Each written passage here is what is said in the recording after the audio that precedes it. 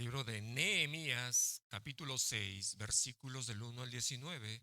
Si ya lo encontró, vamos a ponernos de pie, ¿sí?, por reverencia a la palabra del Señor. La palabra del Señor dice así: Cuando oyeron Sanballat y Tobías y Gesem el árabe y los demás de nuestros enemigos, que yo había edificado el muro y que no quedaba en el portillo, aunque hasta aquel tiempo no había puesto las hojas en las puertas, Sanballat y Gesem enviaron a decirme: ven y reunámonos en alguna de las aldeas en el campo de Ono. Mas ellos habían pensado hacerme mal. Y les envié mensajeros diciendo: yo hago una gran obra y no puedo ir, porque cesaría la obra dejándola yo para ir a vosotros.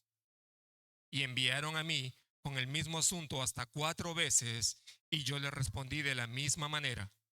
Entonces Sanballat envió a mí su criado para decir lo mismo por 5ª vez, con una carta abierta en su mano, en la cual estaba escrito: se ha oído entre las naciones, y Gasmu lo dice, que tú y los judíos pensáis rebelaros, y que por eso edificas tú el muro, con la mira, según estas palabras, de ser tú su rey, y que has puesto profetas que proclamen acerca de ti en Jerusalén, diciendo: hay rey en Judá. Y ahora serán oídas del rey y las tales palabras: ven pronto y consultemos juntos. Entonces envié yo a decirle: no hay tal cosa como dices, sino que de tu corazón tú lo inventas. Porque todos ellos nos amedrentaban, diciendo: se debilitarán las manos de ellos en la obra y no será terminada. Ahora pues, oh Dios, fortalece tú mis manos. Vine luego a casa de Semaías, hijo de Delaya, hijo de Metabel, porque él estaba encerrado, el cual me dijo: reunámonos en la casa de Dios dentro del templo y cerremos las puertas del templo, porque vienen para matarte. Sí, esta noche vendrán a matarte. Entonces dije: ¿un hombre como yo ha de huir? ¿Y quién que fuere como yo entraría al templo para salvarse la vida? No entraré. Y entendí que Dios no lo había enviado, sino que hablaba aquella profecía contra mí, porque Tobías y Sanballat lo habían sobornado. Porque fue sobornado para hacerme temer así, y que pecase y le sirviera de mal nombre con que fuera yo infamado. Acuérdate, Dios mío, de Tobías y de Sanballat conforme a estas cosas que hicieron. También acuérdate de Noadías, profetiza, y de los otros profetas que procuraban infundirme miedo. Fue terminado pues el muro el 25 del mes de Lu, en 52 días. Y cuando lo oyeron todos nuestros enemigos, temieron todas las naciones que estaban alrededor de nosotros, y se sintieron humillados, y conocieron que por nuestro Dios había sido hecha esta obra. Asimismo, en aquellos días, muchas cartas de los principales de Judá a Tobías, y las de Tobías venían a ellos, porque muchos en Judá se habían conjurado con él, porque era yerno de Secanías, hijo de Ara. Y Johanán, su hijo, había tomado por mujer a la hija de Mesulán, hijo de Berequías. También contaban delante de mí las buenas obras de él, y él las refería en mis palabras, y enviaba a Tobías carta para atemorizarme. Mis hermanos, vamos a tomar asiento, que el Señor los bendiga. Vamos a pedirle a los niños que pasen a sus clases. Agradecer públicamente el tiempo que los niños tuvieron ayer en el parque, las maestras que se comprometieron a llevarle la palabra al aire libre, en el idioma de los niños, según su contexto, para que le entendiesen. Le damos gracias a cada una de ellas.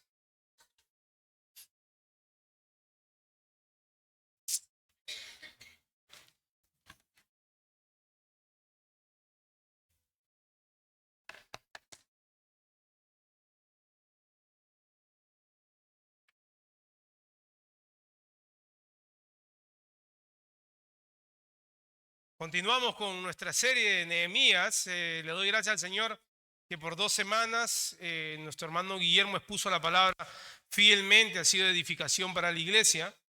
y volvemos ahora entonces a la serie que habíamos comenzado hace unas semanas atrás. La otra semana, capítulo 7, leeremos 73 versículos, no se preocupen. Así que mientras que la palabra del Señor sea leída, el pueblo es edificado. Le damos gracias al Señor. En los últimos capítulos que hemos expuesto del libro de Nehemías, si hay algo que ha quedado clarísimo, es la oposición que la ha enfrentado. Esta oposición que atentaba en contra de los planes de Nehemías de reconstruir los muros de Jerusalén, los planes para los cuales el Señor lo había llamado. Estos planes tenían la esperanza de que el pueblo judío quede completamente restaurado, porque mientras que estos muros no estaban construidos, el templo seguía estando vulnerable, seguía estando expuesto a los ataques de los enemigos de los pueblos alrededor. Así que era necesario que los muros sean completados. Así que ahí vemos la gran importancia en la obra de Nehemías. Hemos visto también entonces cómo estos enemigos han usado la burla, han usado el desprecio, el ridículo, como primera arma de oposición. Ellos han querido desganarlos, traer desgano a lo que ellos estaban haciendo.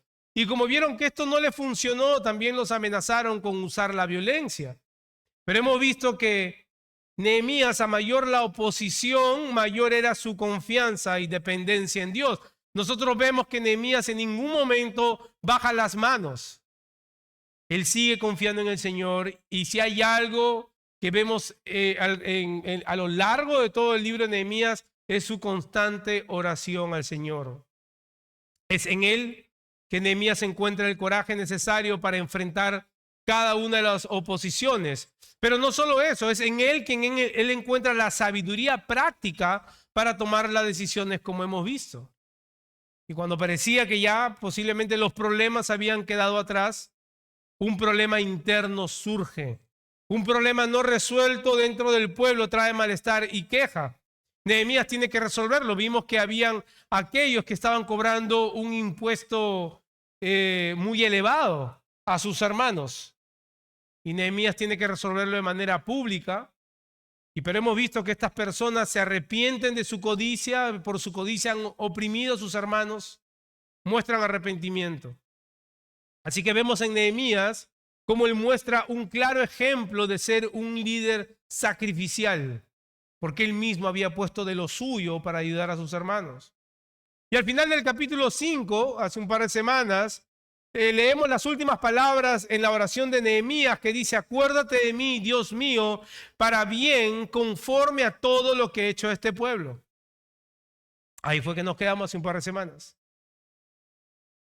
Ahora, equivocadamente podríamos asumir que de ahí en adelante lo que le espera a Nehemías es un camino llano, que no va a haber problema, que quizás a partir de ahí todo va a marchar sobre ruedas, como dicen, pero vemos que no es así.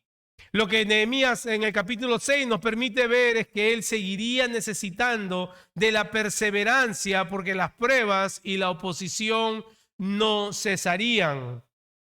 Más o menos como es tu vida y como es mi vida. Cuando piensas que ya las pruebas han cesado, viene otra prueba. Es el camino del creyente. Y hoy vamos a estar viendo, desarrollando la siguiente idea central que encontramos en este pasaje. La oposición toma muchas formas, pero siempre con el mismo propósito: hacernos renunciar. El enemigo suele ser más persistente en destruirnos que nosotros en perseverar. Pero nuestra fuerza está en Dios, quien nos sostiene en Cristo hasta el fin. Esta es la realidad que todo creyente atraviesa en diferentes etapas de su crecimiento en Cristo. Nosotros vemos que el enemigo no pierde tiempo. Es un enemigo que persevera en atacarnos por diferentes ángulos, diferentes estrategias, diferentes maneras, con el mismo fin de desalentarnos. Y vamos a ver esto en 3 movimientos que nos muestra el pasaje. Del versículo del 1 al 9 vamos a ver que es necesario perseverar con discernimiento. Del versículo 10 al 14 vamos a ver que es necesario perseverar con firmeza. Y del versículo 15 al 19 vamos a ver que es necesario perseverar con expectativa. Y ahora, hermanos, acompáñenme en oración. Es necesario que el Señor en este momento nos ayude, tanto al que va a exponer como a los que están sentados escuchando. Buen Dios, venimos a ti, Señor, para rogarte que tú mires nuestro duro corazón, un corazón que por las diferentes pruebas se ha endurecido muchas veces, y que tu palabra, Señor, como martillo quebrante aquel corazón. Que nos ayudes a entender claramente el mensaje que tú quieres comunicar a tu pueblo, que sea tu Espíritu Santo, Señor, ayudándonos en todo momento. Ayuda al que habla, ayuda al que escucha, Señor, para todos juntos decir, Dios habla que tu siervo escucha. En Cristo Jesús. Amén. Si notamos bien, el foco del ataque ha dado un pequeño giro. Posiblemente, si lo leemos rápido, no lo hemos percibido, pero vemos que los ataques anteriores de los opositores era de manera general, o como le dicen, a lo macro, en lo amplio, así un ataque en gran escala. Pero este ataque ahora es personal. Ahora va directamente en contra de Nehemías. El enemigo, al ver que no ha podido en contra de la obra que se está llevando a cabo, que el pueblo no ha bajado la guardia, que el pueblo ha seguido trabajando, ahora recurre a un ataque personal. Y esto sigue siendo una realidad en nuestros días. Si bien es cierto que Satanás y sus secuaces odian la iglesia, odian la misión de la iglesia aquí en la tierra, que es proclamar el evangelio, usualmente la estrategia que usan es ataques personales. Conociendo la debilidad de cada uno de nosotros, usa el mundo para distraernos, para desenfocarnos de la gran obra que el Señor ha puesto en nuestras manos. De aquello para lo cual fuimos llamados. Dígame si no es cierto, hermanos, cuántas veces andamos distraídos en cuántas cosas.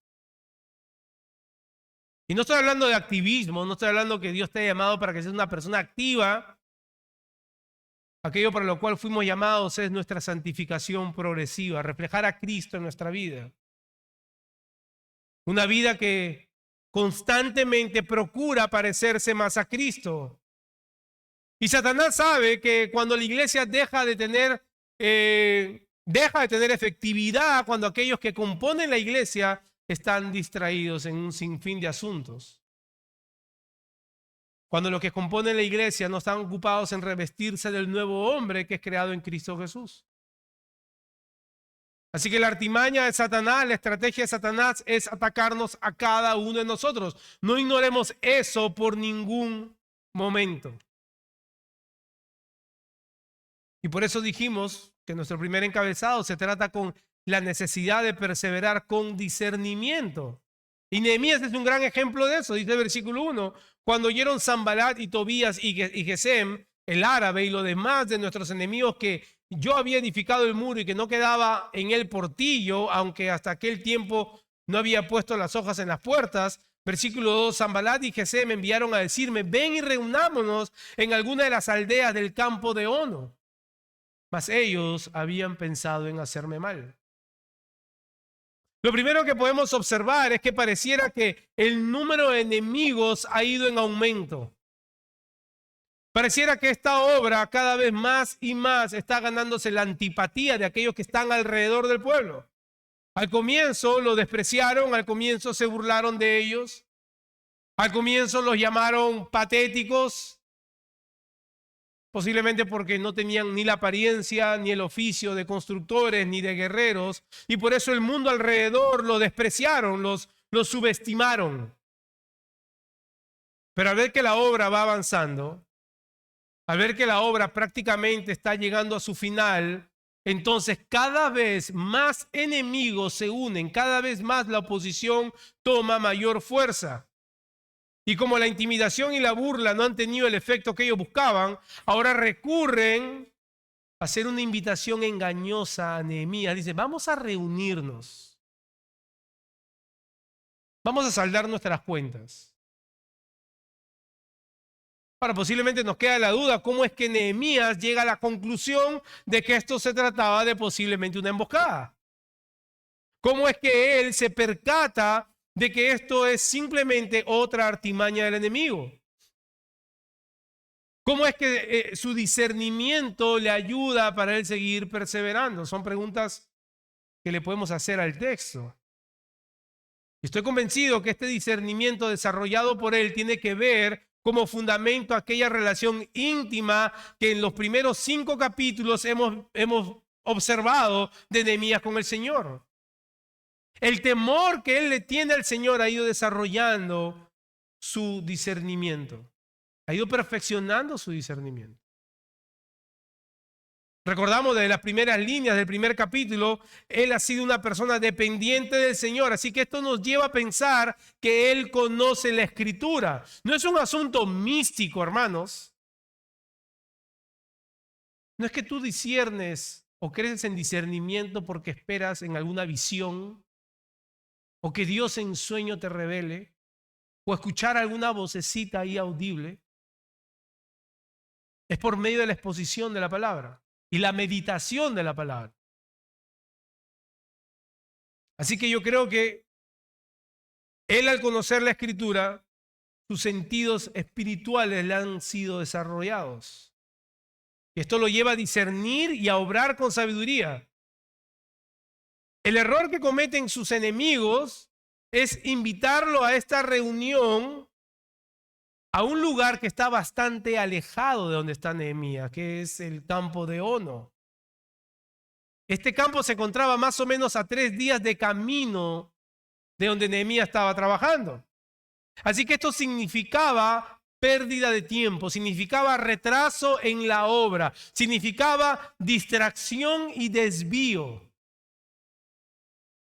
Y esto nos permite ver cómo el enemigo cambia de estrategia una y otra vez, amoldándose a la situación, pero con la misma meta.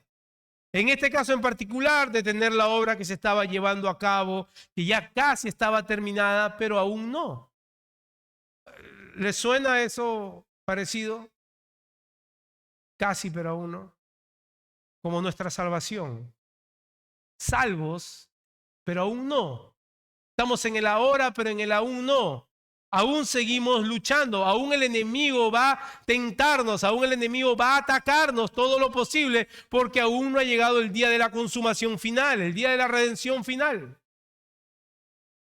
Así que podemos ver ahí una figura de lo que es nuestra salvación. Ahora, Nehemías pudo haberse confiado, Nehemías pudo haber dicho, bueno, ya falta poco, ya casi estoy ahí. Pero él es un hombre enfocado. Él entiende la misión por la cual el Señor lo ha llamado, lo ha levantado. Y él puede discernir que esta es una distracción y no una simple distracción, sino una que traería tal repercusión que afectaría a toda la obra. Y mis hermanos, en estos tiempos las distracciones son lo que más usa Satanás para desviarnos del propósito por el cual el Señor nos salvó. Todos andamos muy distraídos en un sinfín de cosas. Y él sabe que no se requiere de mucho. ¿Por qué? Porque nuestros corazones son de por sí distraídos, nuestros corazones paran afanados, nuestros corazones andan necesitados y rápidamente se distraen y están expuestos a caer. Nuestros corazones están expuestos a tomar del cebo que Satanás astutamente tira en el camino. Y no somos víctimas, hermanos, porque es lo que nuestro corazón quiere. Así que antes que por ahí se te ocurra, oh, Satanás me hizo hacerlo. Así lo hizo en el jardín del Edén, ¿verdad? Y lo vemos aquí también con Nehemías. Que dicho sea de paso, su corazón podía estar lidiando con temores. Muy probablemente esta oferta de paz, de conciliar las diferencias, pudo haber resonado en la mente de Nehemías. Oye, esto suena bien. O sea, si lo ponemos en una balanza, ¿qué conviene más? ¿Estar de enemigos o estar en alianza con el resto? Estar en alianza con el resto, diríamos, ¿verdad? Y no vayamos a pensar que Nehemías es indiferente a lo que Sanballat le propone. Y si avanzamos 400 años y pico más en la historia, en el desierto, después de 40 días de ayuno, 40 días de constante tentación, Satanás también procuró distraer al Señor Jesús de la misión con la cual él había venido. Y esa distracción tuvo que ver con el hecho que él proveyera para su necesidad física. Le dice, ¿tienes hambre? Oye, mira, hay una piedra ahí, haz que se convierte en pan. Obviamente la obra de Jesús era mucho mayor que reconstruir simples muros. Tenía como objetivo la redención eterna de aquellos que el Padre le había dado desde la eternidad. Pero vemos que la estrategia de Satanás es la misma. Es la misma. Y muchas veces nos distraemos con asuntos que no son pecaminosos, pero los convertimos en pecaminosos. Comienzan a tener un peso en nuestro corazón que no debieran tener. La pregunta es si estás consciente que Satanás usa esa misma estrategia en tu vida.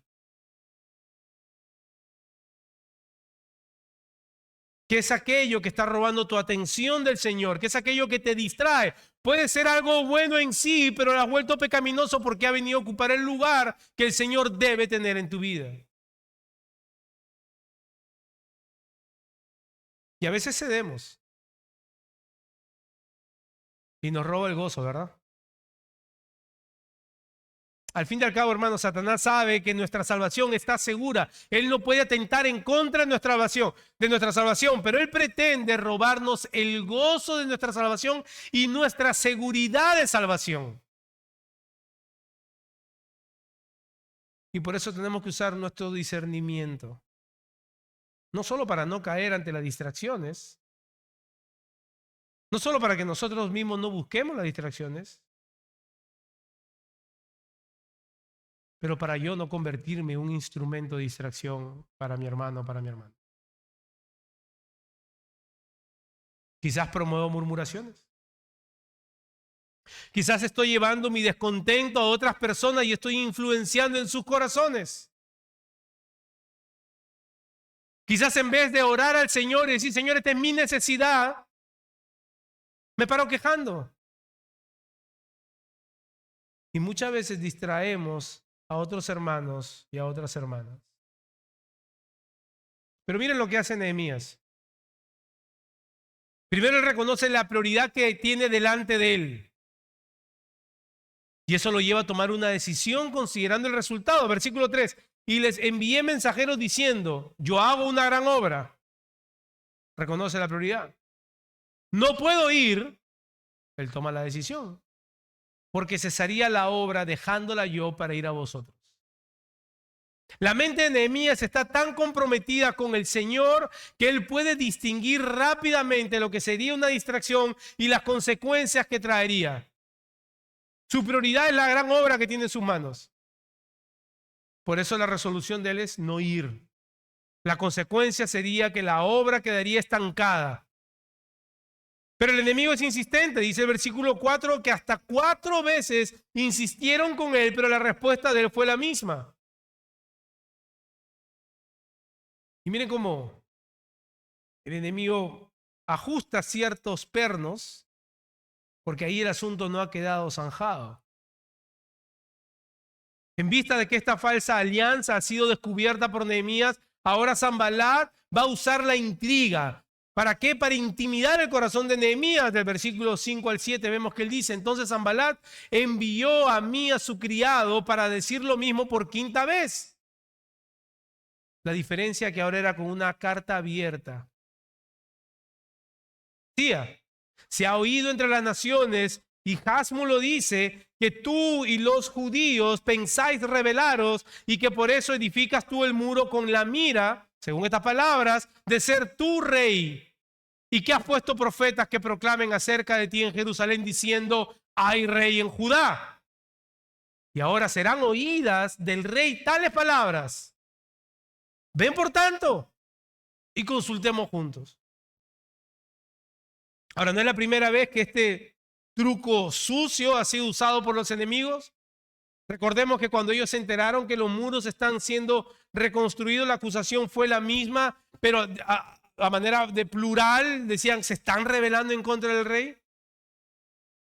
Pero aquí hay un detalle diferente.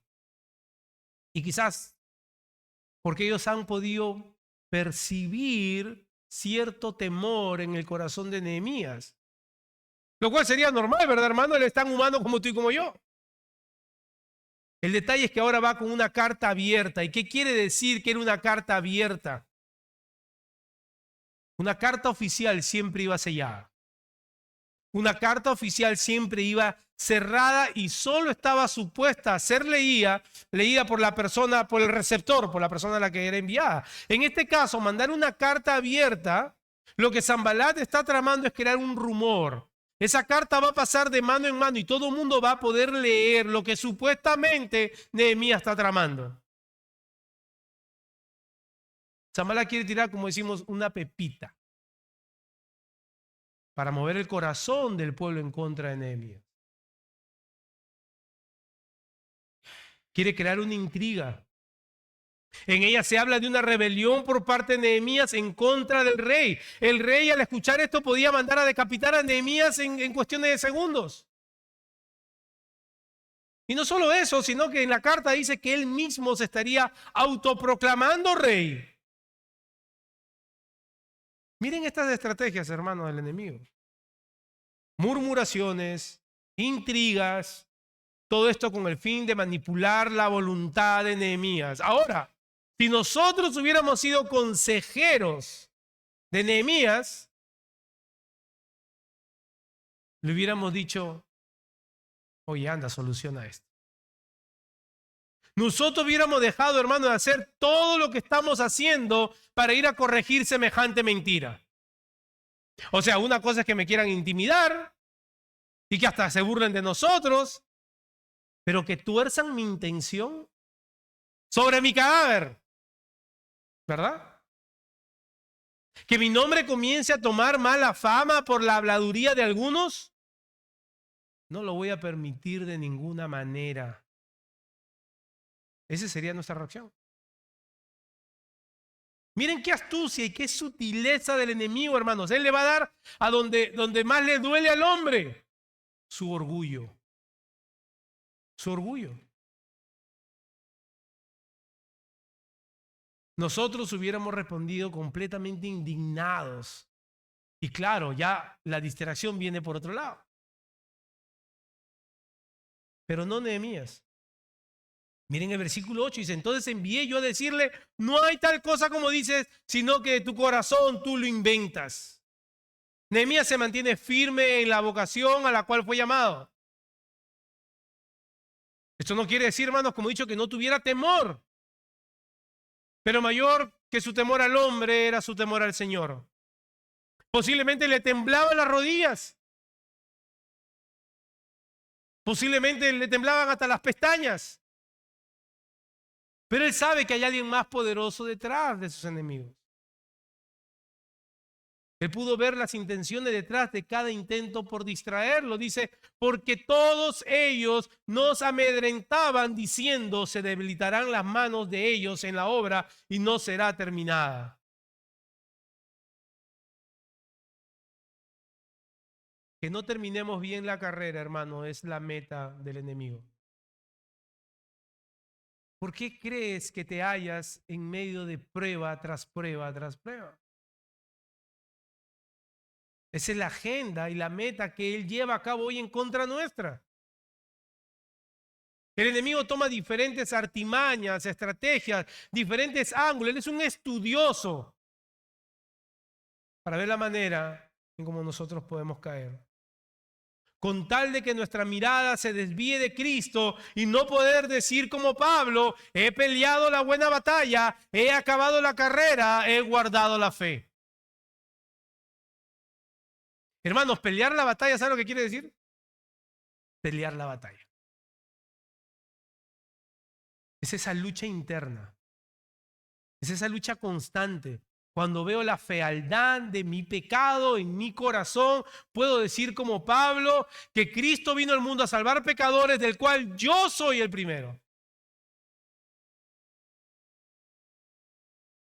La meta del enemigo es que nosotros perdamos ese gozo de decir he peleado la buena batalla.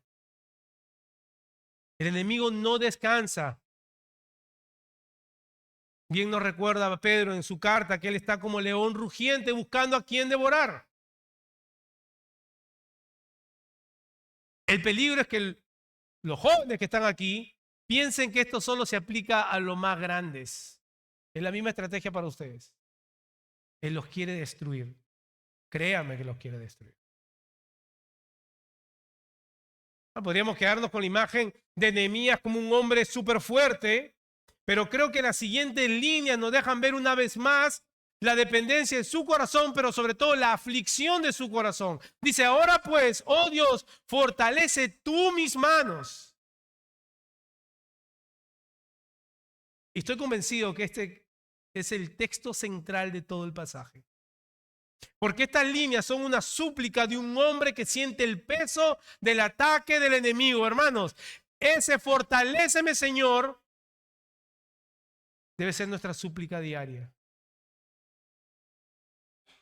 Posiblemente él sentía cómo sus manos se estaban debilitando. Posiblemente él sentía como una parte de su corazón le decía, sí, anda, mira, busca la paz con esta gente, te conviene. Pero él recurre a aquel que nos dice que su poder se fortalece en nuestra debilidad. Él recurre al mismo que Pablo le pidió que le quitara ese aguijón de su carne y que él dijo, bástate de mi gracia. Él recurre a ese Dios que Jesús en el Getsemaní le dice, no se haga mi voluntad sino la tuya. Y así fue fortalecido por su Padre para cumplir con su misión redentora. A ese mismo Dios él recurre y nosotros también, hermanos, debemos rogarle que fortalezca no solamente nuestras manos, nuestra mente, nuestro corazón, todo lo de nosotros. El enemigo conoce nuestras debilidades. Y como vemos en este pasaje, usará todas las artimañas posibles para que nosotros cedemos. Si lo hizo en el desierto con Jesús, créanme, tú y yo somos un paseo en el parque para él. Un paseo en el parque. ¿Cuánto más si lo hizo contra Jesús, cuánto más no lo hará en contra de nosotros? Fortaléceme, Señor, no solo para no ceder, pero también para no ser motivo de tropiezo. Fortaléceme. Esas palabras han tenido gran resonancia en mi mente, hermanos. Pablo al escribirle a Timoteo le dice, tú pues hijo mío, esfuérzate en la gracia que es en Cristo Jesús. Yo quiero fortalecer mis manos, quiero que el Señor fortalezca mis manos. ¿A dónde voy? A la gracia que nuestro Señor Dios nos muestra en Cristo Jesús. Es ahí donde encontramos nuestras fuerzas. Pablo mismo nos dice en Filipenses 4:13, todo lo puedo en Cristo que me fortalece. Obviamente conocemos el contexto, hermanos, no es todo lo alcanzo en Cristo que me fortalece. Sabemos las pruebas que estaba pasando Pablo y aún así Filipenses es una carta de gozo. Es en Cristo que nosotros los creyentes somos fortalecidos. Estás recurriendo a aquel que te fortalece por la obra que hizo a tu favor, a nuestro favor. Estás yendo a Él constantemente en tus debilidades. A veces pensamos que solamente podemos ir a Él cuando nos sentimos bien. O cuando viene una prueba externa. Pero cuando mi corazón es motivo de mi dolor, cuando mi corazón me muestra la fealdad de mi pecado, nos quedamos paralizados. En vez de correr a Él, hermanos, el corazón del Señor está para nosotros los pecadores. Debemos correr a Él en un momento de angustia, de incertidumbre, de tentación. Debemos bastarnos de su gracia. ¿O te pasa como alguno que está buscando en ti fuerzas para vencer por ti mismo? Cada día, hermanos, por el bien de mi corazón, por el bien de tu corazón, debes repetirte estas palabras. El corazón de mi precioso y amado Salvador es para mí un miserable pecador. Claro que sí. Un gusano, pero en las manos de un gran Dios. En las manos de un gran Dios. Ahora, la oración de Nehemías fue contestada. No quizás de la manera que nosotros quisiéramos. ¿Cómo fue contestada? Con mayor firmeza, fue fortalecido para toda buena obra. No me olvidé de mencionarlo, es el título del sermón de hoy, fortalecidos para toda buena obra. Y como dice nuestro segundo encabezado, es necesario entonces también perseverar con firmeza. Dice, vine luego, cambia el escenario, vine luego a casa de Semaías, hijo de Delaía, hijo de Metabel, nombres para los futuros niños, porque él estaba encerrado, y ahora vamos a ver de qué se trata ese detalle, que estaba encerrado, el cual me dijo, reunámonos en la casa de Dios, dentro del templo, y cerremos las puertas del templo, porque vienen para matarte. Sí, esta noche vendrán a matarte. Este es Semaías, posiblemente un profeta. Vemos que es posiblemente un profeta porque dice que ha estado encerrado. Y esta es la imagen de alguien que quiere mostrar que está muy enfocado en su oficio de profeta. En ese encierro ellos esperaban revelación de Dios. Así que cuando se dice que estaba encerrado, pretende darle peso, credibilidad a lo que va a decir. Él fingía ser lo que no era.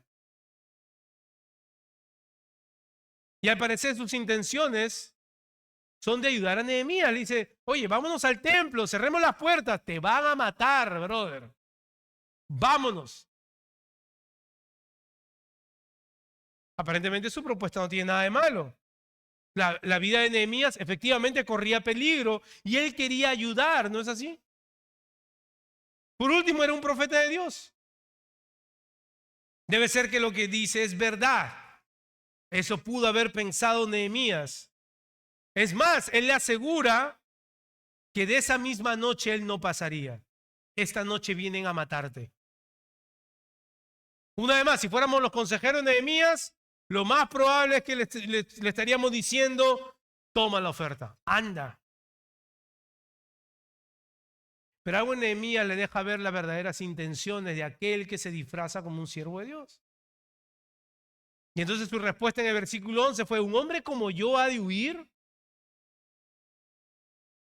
¿Y quién que fuera como yo entraría al templo para salvarse la vida? Ahora, lo que para nuestros ojos no tiene ningún tipo de peligro, para Nehemías representa una desobediencia abierta en contra de Dios. Porque si Nehemías se metería al templo, estaría rompiendo la ley de Dios. Él no era sacerdote. Entrar al lugar santísimo donde nadie podía entrar, simplemente lo llevaría a pecar en contra de su Dios. Eso significaba profanar la ley. ¿Y cuál era el propósito entonces? Que Nehemías pecare y así perdiera la credibilidad ante su pueblo.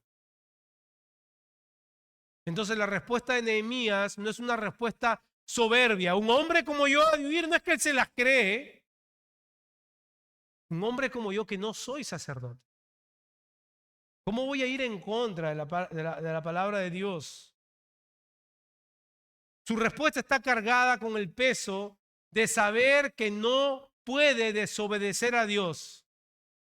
Que las circunstancias no son una justificación para ir en contra de lo que Dios ha ordenado.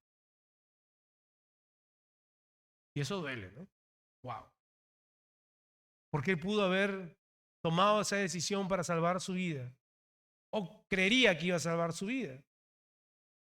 Y por eso en el versículo 12 dice que él entendió que Dios no lo había enviado. Esto es obvio porque lo está invitando a ir en contra de Dios mismo.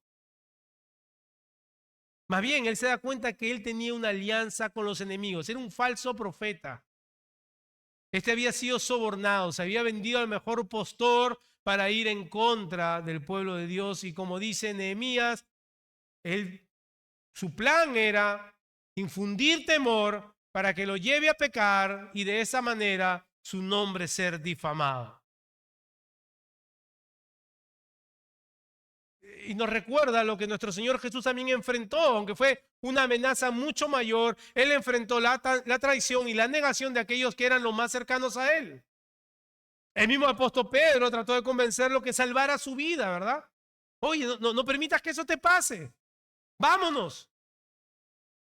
Y recordamos la palabra severa de Jesús, aléjate de mí, Satanás. Judas, haciéndose pasar por uno de ellos, fue sobornado para entregarlo. A diferencia de Nehemías, Jesús sabía que para eso él había venido. No para salvar su vida, sino para darla por rescate, en rescate por muchos. Si Nehemías perdía la vida, la misión no hubiera sido terminada. Eso lo vemos claro. Jesús sabía que solo siendo sacrificio sustitutorio y entregando su vida, entonces la misión redentora sería consumada. Qué gran diferencia. Pero también hay algo que podemos observar, que el miedo, hermanos, es un terreno en donde tomamos decisiones equivocadas. Lo que ellos querían era que Nehemías tenga miedo y así, en respuesta a esa emoción, tomar una decisión que traería consecuencias. El miedo distorsiona la percepción de la realidad, sea cual sea el miedo que tengas. El miedo nos tienta a huir en lugar de confiar. El miedo nos lleva a buscar refugio en cualquier lugar y no en Dios. El miedo nos revela dónde está puesta nuestra confianza. Y mire, voy a dar algunos ejemplos de decisiones que podemos tomar basados en el miedo. Si tenemos miedo al rechazo, imagínense un joven, ahora que los jóvenes vuelven a la universidad y la escuela, calla su fe y participa en conversaciones inmorales por miedo a que lo marginen o se burlen de él o de ella. Tiene miedo al rechazo. ¿Cuál sería el resultado? Negar su testimonio o conformarse al mundo. ¿Qué tal si tengo miedo a perder la aceptación o la validación? Imagínense una persona en el trabajo no denuncia prácticas corruptas porque teme perder la simpatía de sus compañeros o de sus jefes. El resultado es que está cediendo a la injusticia y será cómplice del pecado.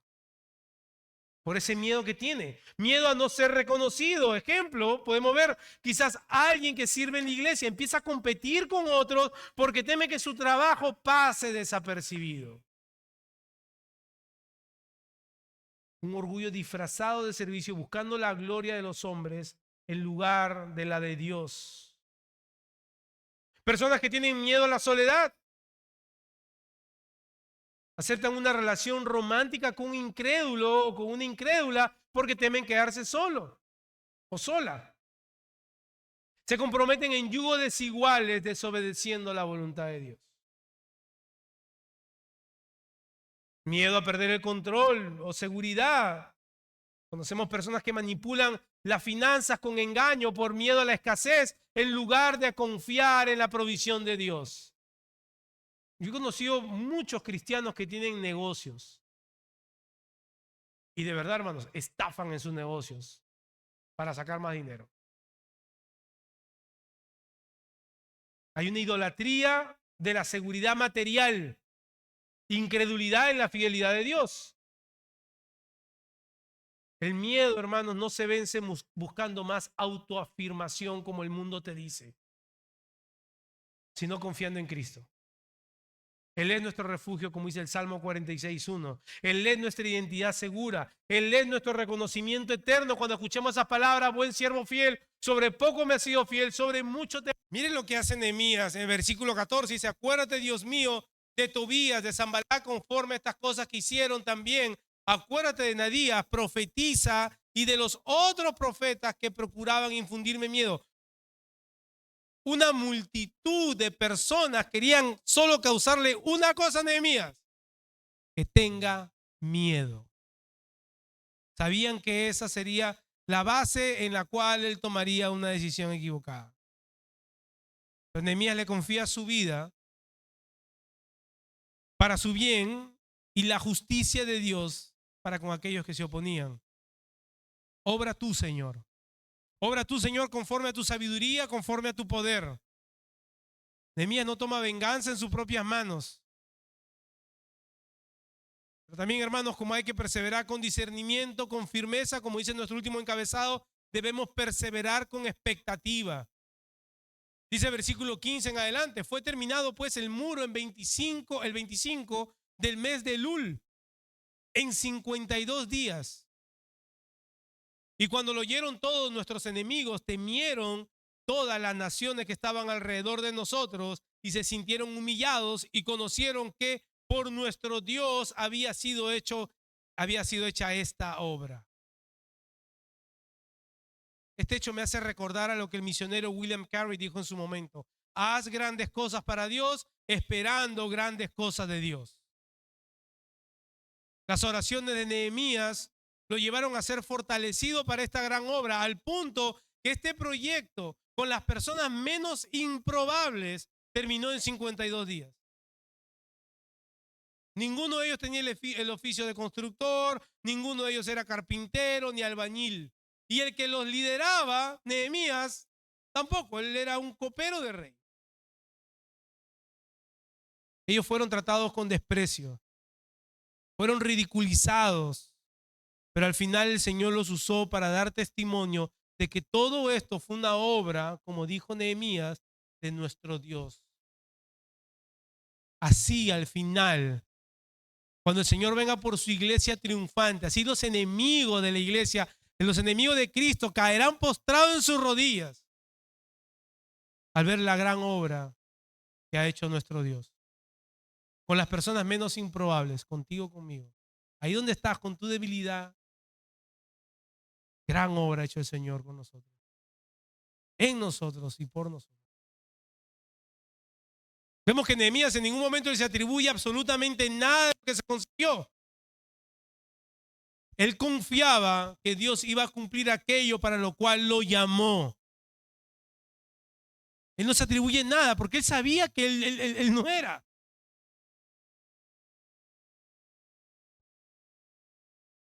Y esto debe ser de gran esperanza para nosotros, hermanos. Estamos tan centrados. Hay personas que están centradas en sus capacidades, pero otras que están centradas en su falta de capacidad. Y el Señor no quiere que estemos en ningún campo ni en el otro. Si Él nos ha llamado, Él es quien va a respaldar. Él es quien nos edifica. Él es quien va proporcionando todo lo necesario para que su iglesia avance. Tú y yo vamos a morir. Se acordarán de nosotros, nuestros familiares, quizás hasta la segunda generación. ¿Quién se acuerda de su bisabuelo? Muy pocos. Pero la iglesia va a seguir avanzando por medio de vasijas de barro, por medio de pobres pecadores que fueron reconciliados con Dios por Dios mismo, para que la iglesia sea una iglesia gloriosa. Así que no estés tan centrado en ti. Debe animarnos esto más bien a seguir obrando, a seguir perseverando, sabiendo que es Dios quien nos fortalece para toda buena obra. ¿Hay alguna diferencia en caso entre el Dios en el cual Nehemías ha puesto su confianza y el Dios que nos ha rescatado a través de su Hijo? Ninguna diferencia. Vemos que todos los enemigos fueron humillados, tuvieron gran temor.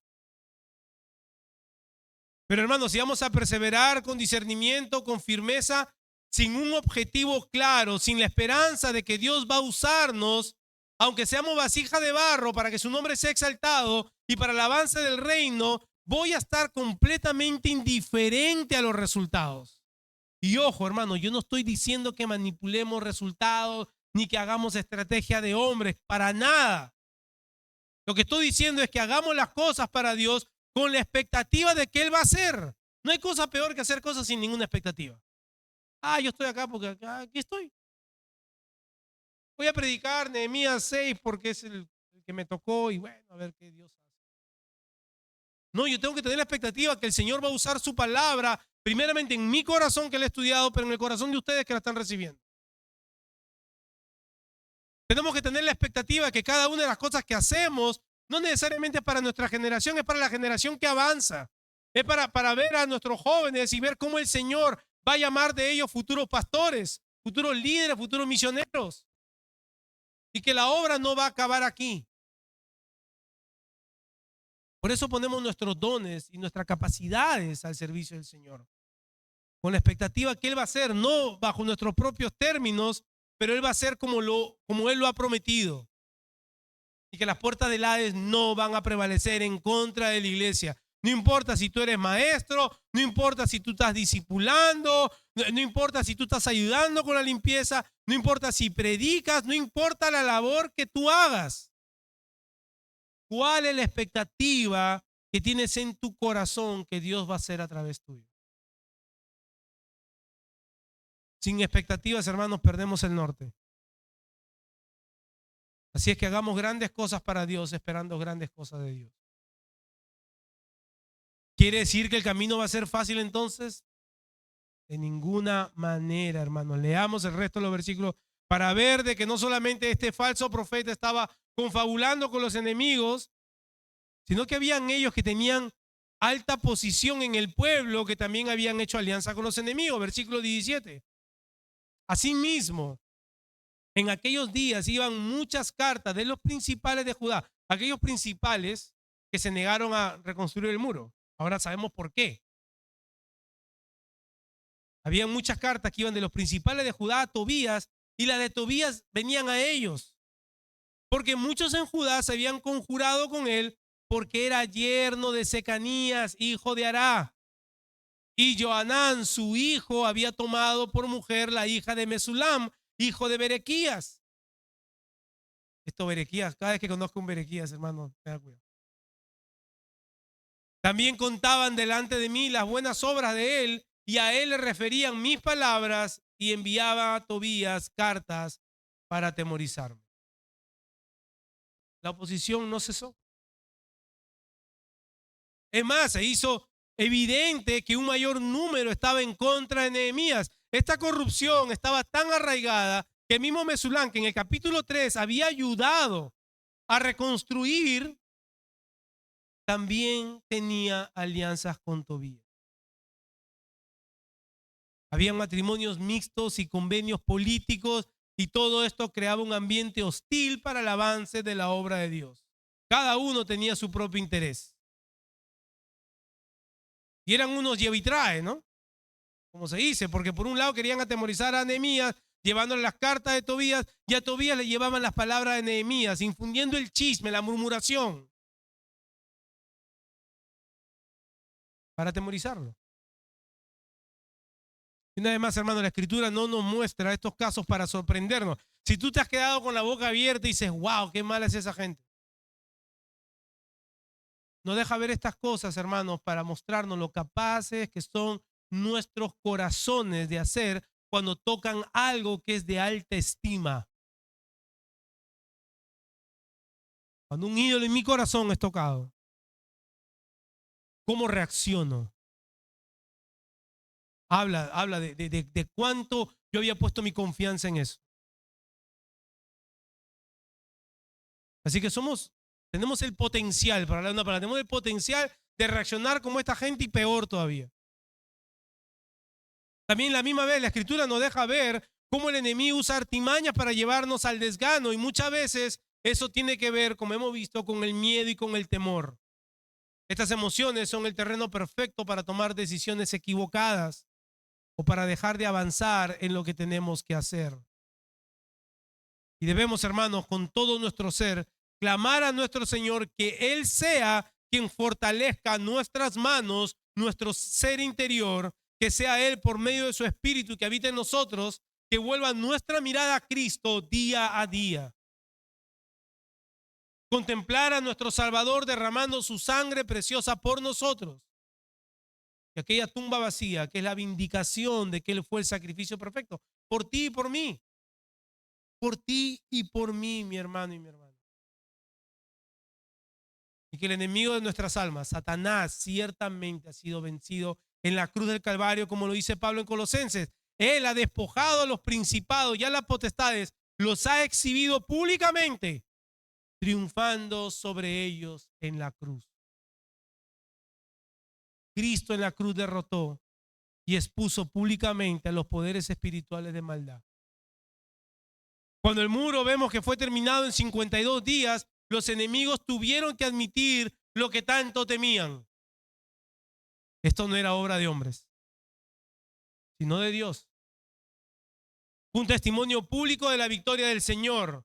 Pero eso, hermano, es apenas una sombra. No nos vayamos a distraer. eso apenas es una sombra de una victoria mayor. En la cruz, Cristo no solo humilló a los enemigos humanos, sino que venció a los principados y potestades del mal, haciendo un espectáculo público de ellos.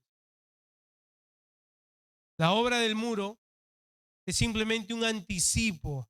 La obra de la cruz fue la victoria final. Y si en Nehemías los enemigos temieron, en Cristo los enemigos eternos quedaron derrotados para siempre. Para siempre.